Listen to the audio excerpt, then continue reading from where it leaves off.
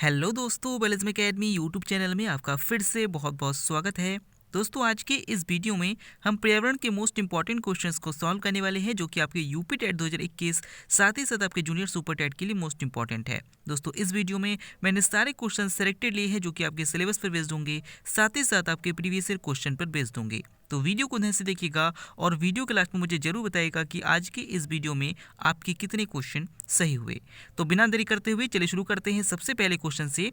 सबसे पहला क्वेश्चन है, निम्नलिखित में से कौन सा सुमेलित नहीं है। यहाँ पर जो विषय दिए गए हैं उसके आविष्कारक या खोज जो दिए गए हैं, दिए गए ऑप्शन में कौन सही नहीं है आपको बताना है। पहला ऑप्शन है, जीवाणु की खोज ल्यूवेनहॉक ने की थी। ऑप्शन बी, विषाणु की खोज इवानोवस्की ने की थी। ऑप्शन सी, विटामिन की खोज फंक ने की थी। या फिर ऑप्शन डी, रुधिर समूह की खोज विलियम हार्वे ने की थी। इसका सही आंसर हो जाएगा ऑप्शन डी, विलियम हार्वे रुधिर समूह। दोस्तों, जीवाणु की खोज जो है वो ल्यूवेनहॉक ने की थी, ये बिल्कुल सही है। विषाणु की खोज इवानोव्स्की ने की थी, ये भी बिल्कुल सही है। विटामिन की खोज फंक ने की थी, ये भी बिल्कुल सही है। लेकिन रुधिर समूह की खोज विलियम हार्वे ने नहीं की थी, बल्कि रुधिर समूह की खोज कार्ल लैंड स्टीनर ने की थी। तो यहाँ पर ऑप्शन डी जो है वो गलत है, यानी कि ये सुमेलित नहीं है, ये हमारा ऑप्शन सही हो जाएगा। अगले क्वेश्चन की ओर बढ़ते हैं। अगला क्वेश्चन आपके सामने है, लिटमस पेपर किससे प्राप्त किया जाता है। ऑप्शन आपके सामने है हल्दी, ऑप्शन बी है शैवाल, ऑप्शन सी है लाइकेन, या फिर ऑप्शन डी है कवक।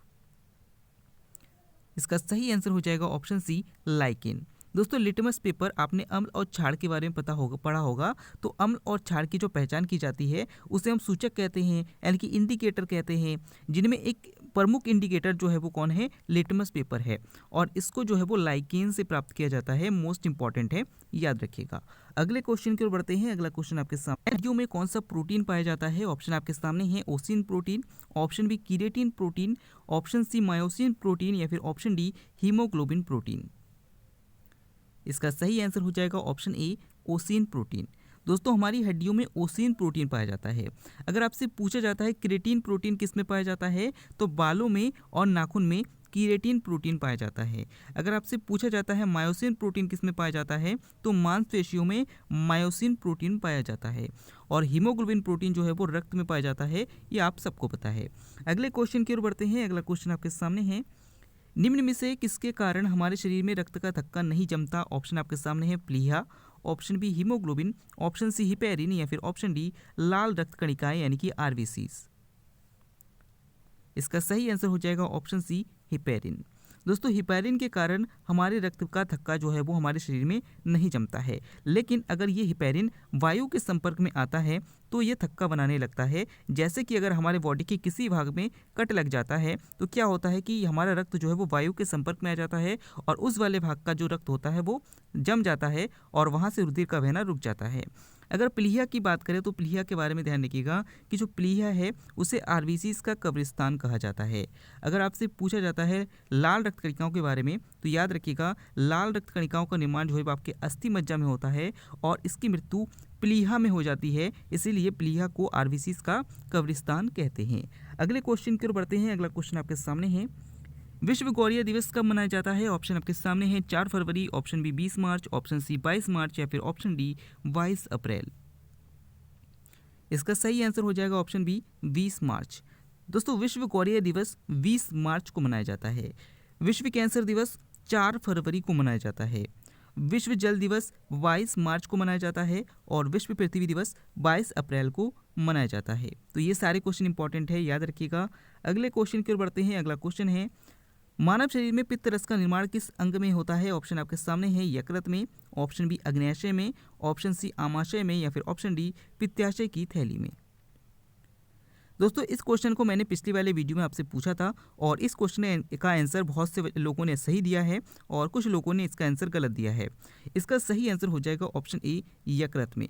दोस्तों, मानव शरीर में पित्त रस का निर्माण जो है वो यकृत में होता है। अगर आपसे पूछा जाता है ये जमा कहाँ पर होता है, तो पित्ताशय की थैली में। तो इसमें कंफ्यूज मत होइएगा कि पित्त रस का निर्माण किस अंग में होता है, यकृत में होता है।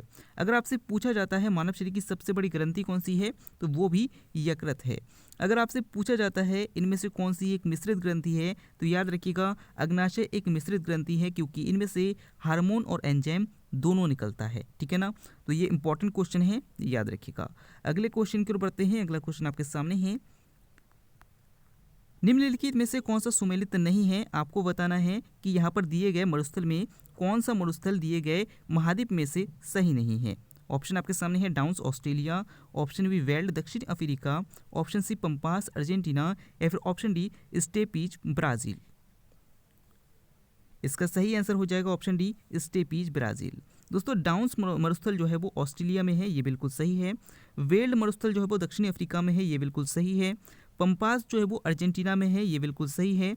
लेकिन स्टेपीज जो है वो ब्राज़ील में नहीं है, बल्कि स्टेपीज जो है वो यूरोप और एशिया में स्थित है, ये ब्राज़ील में नहीं है, यानी कि ये सुमेलित नहीं है, यानी कि ऑप्शन डी हमारा सही आंसर हो जाएगा। अगले क्वेश्चन की ओर बढ़ते हैं। अगला क्वेश्चन है, विश्व का सबसे बड़ा नदी द्वीप जिसे माजुली कहा जाता है भारत के किस राज्य में स्थित है? ऑप्शन आपके सामने है Arunachal Pradesh, option B Tripura, option C Manipur या फिर ऑप्शन डी असम। दोस्तों यहाँ पर क्वेश्चन आपसे सीधा पूछा जा सकता है कि विश्व का सबसे बड़ा नदी द्वीप कौन सा है, तो माजुली है। अगर आपसे पूछा जाता है किस देश में स्थित है, भारत में स्थित है। और अगर आपसे पूछा जाता है किस नदी पर स्थित है, तो ब्रह्मपुत्र नदी पर स्थित है। और अगर आपसे पूछा जाता है किस राज्य में स्थित है, तो असम राज्य में स्थित है। तो इतने सारे क्वेश्चन आपके इस क्वेश्चन से तैयार होते हैं, याद रखिएगा। अगले क्वेश्चन की ओर बढ़ते हैं। अगला क्वेश्चन है, माउंट किलिमंजारो किस महाद्वीप की सबसे ऊंची पर्वत चोटी है? ऑप्शन आपके सामने है एशिया, ऑप्शन बी उत्तरी अमेरिका, ऑप्शन सी दक्षिणी अमेरिका या फिर ऑप्शन डी अफ्रीका। इसका सही आंसर हो जाएगा ऑप्शन डी अफ्रीका। दोस्तों माउंट किलिमंजारो अफ्रीका की सबसे ऊंची पर्वत चोटी है। अगर आपसे पूछा जाता है एशिया की सबसे ऊंची पर्वत चोटी कौन सी है, तो माउंट एवरेस्ट है। अगर आपसे पूछा जाता है उत्तरी अमेरिका की सबसे ऊंची पर्वत चोटी कौन सी है, तो माउंट मैकिनले है। और अगर आपसे पूछा जाता है दक्षिणी अमेरिका की सबसे ऊंची पर्वत चोटी कौन सी है, तो माउंट एंकागुआ है। ठीक है ना, तो ये सारे क्वेश्चन भी इंपॉर्टेंट है, याद रखिएगा। अगला क्वेश्चन है, गोवी का मरुस्थल कहाँ पर स्थित है? ऑप्शन आपके सामने है Mongolia, option B Iran, option C Bharat या फिर ऑप्शन डी चिली। इसका सही आंसर हो जाएगा ऑप्शन ए मंगोलिया।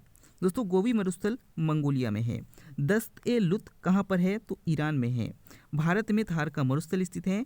और चिली की बात करें तो चिली दक्षिणी अमेरिका में है, याद रखिएगा।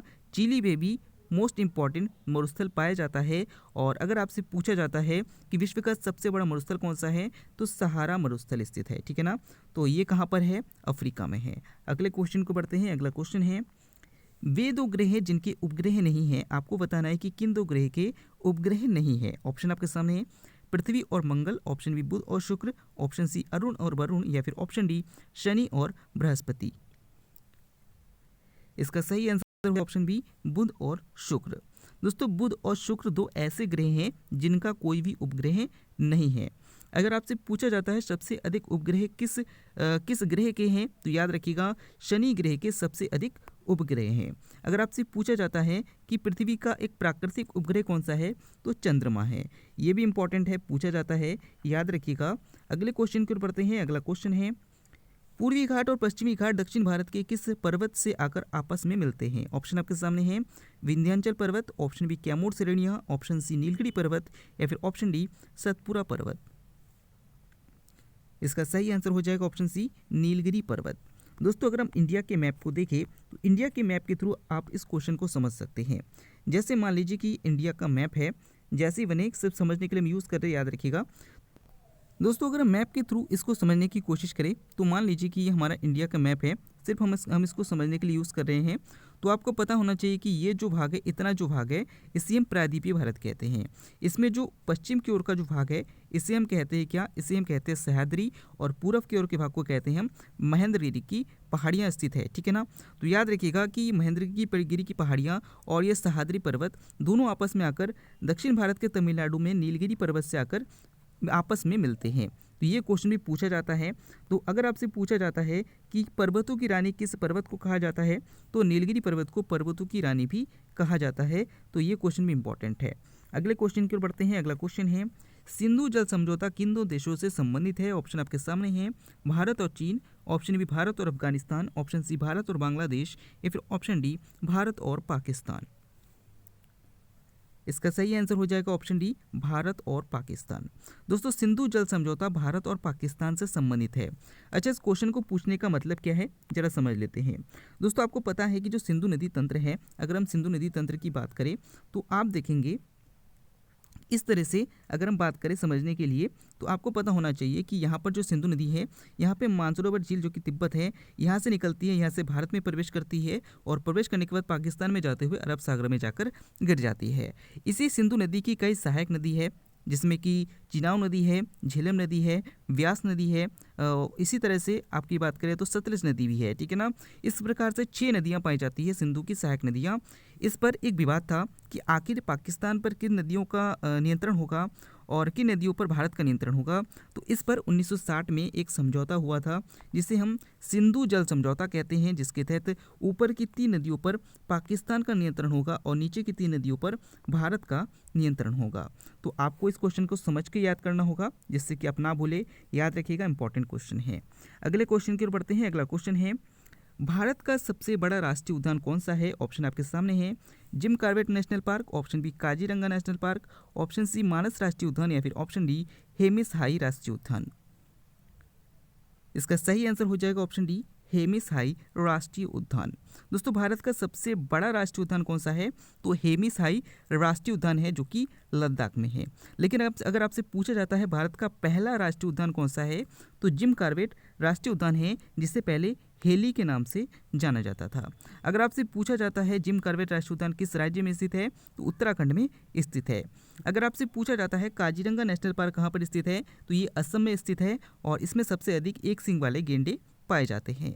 अगर आपसे पूछा जाता है मानस राष्ट्रीय उद्यान कहाँ पर है, तो ये भी असम में है और इसमें सबसे अधिक जंगली भैंसें पाए जाते हैं। तो ये सारे क्वेश्चन इंपॉर्टेंट है, याद रखिएगा। अगले क्वेश्चन की ओर बढ़ते हैं।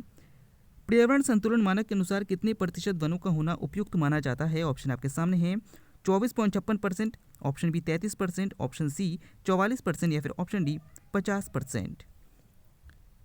इसका सही आंसर हो जाएगा ऑप्शन बी 33%। दोस्तों, पर्यावरण संतुलन मानक के अनुसार 33% वनों का होना ज़्यादा उपयुक्त माना जाता है, लेकिन वर्तमान में कितने परसेंट भागों में वन पाए जाते हैं? तो सिर्फ 24.56% भाग में। अगर आपसे पूछा जाता है किस राज्य में सबसे अधिक वन है, तो मध्य प्रदेश में सबसे अधिक वन है, याद रखिएगा। लेकिन अगर आपसे पूछा जाता है सबसे अधिक वन प्रतिशत किस राज्य में है, तो मिजोरम में है।